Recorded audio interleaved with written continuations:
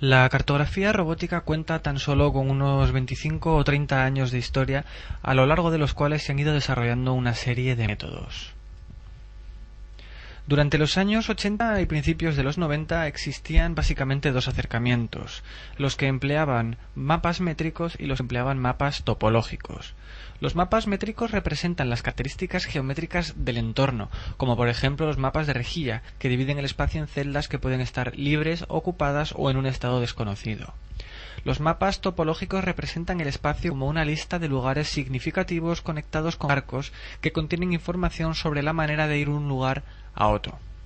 Históricamente, la siguiente división que aparece fue la de mapas centrados en el mundo, que emplean un sistema de coordenadas global, y mapas centrados en el robot, los que describen las medidas que el robot recibiría en cada uno de los puntos del mapa.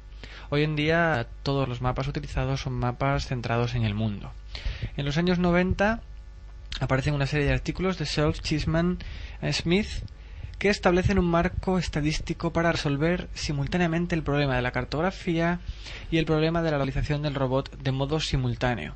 De ahí que a partir de este momento el problema pase a llamarse SLAM, del inglés Simultaneous Localization and Mapping, o CML, también del inglés Concurrent Mapping and Localization.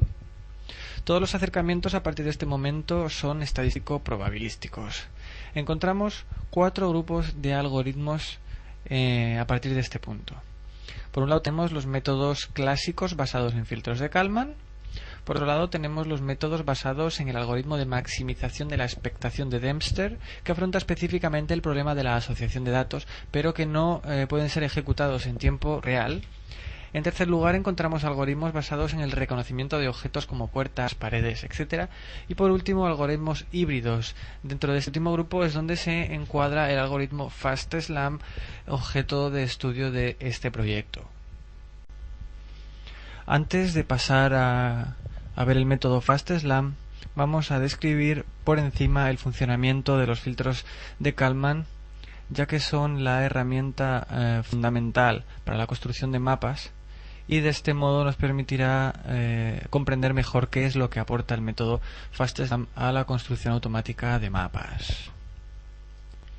Los filtros de Kalman son una herramienta estadística que en último extremo es un conjunto de ecuaciones que permiten estimar el estado de un proceso y nos aseguran que este estado estimado minimiza la medida del error al cuadrado. En el contexto de la construcción automática de mapas, lo que se va a entender como estado es la pose del robot y las coordenadas de los distintos elementos en el mapa. Esto es importante porque cada vez que incorporamos un nuevo elemento al mapa, el vector de estado para Kalman crece y esto va a tener unas consecuencias negativas. Hemos de tener en cuenta que todos estos métodos consideran que el estado es una variable aleatoria y por lo tanto se representa mediante una media y una matriz de covarianza. El estado está regido por una ecuación de transición de estado que depende del estado anterior, de un control ejecutado y viene a estar corrompida por un determinado ruido de naturaleza gaussiana con media cero y covarianza RT. Y tenemos una ecuación que modela la forma en la que nosotros somos capaces de observar el sistema y nos dice que una observación depende del estado del sistema en un momento determinado y está corrompido por un determinado ruido también de naturaleza gaussiana. Esta imposición de la naturaleza gaussiana del ruido es la esencia matemática que hace que en realidad los filtros de Kalman funcionen. Podemos ver de modo esquemático el verdadero funcionamiento del filtro de Kalman. Hay que tener en cuenta que el filtro de Kalman es una herramienta recursiva. Toma el estado calculado en el paso anterior para calcular el estado en el paso siguiente. Como podemos ver, en primer lugar se toma el estado calculado en el paso anterior, se incorporan los controles ejecutados por el robot y se predice cuál va a ser el estado. A continuación, en base a este estado predicho, se incorpora la observación que se ha realizado y se actualiza obteniendo una nueva estimación del estado. Y se puede volver a empezar.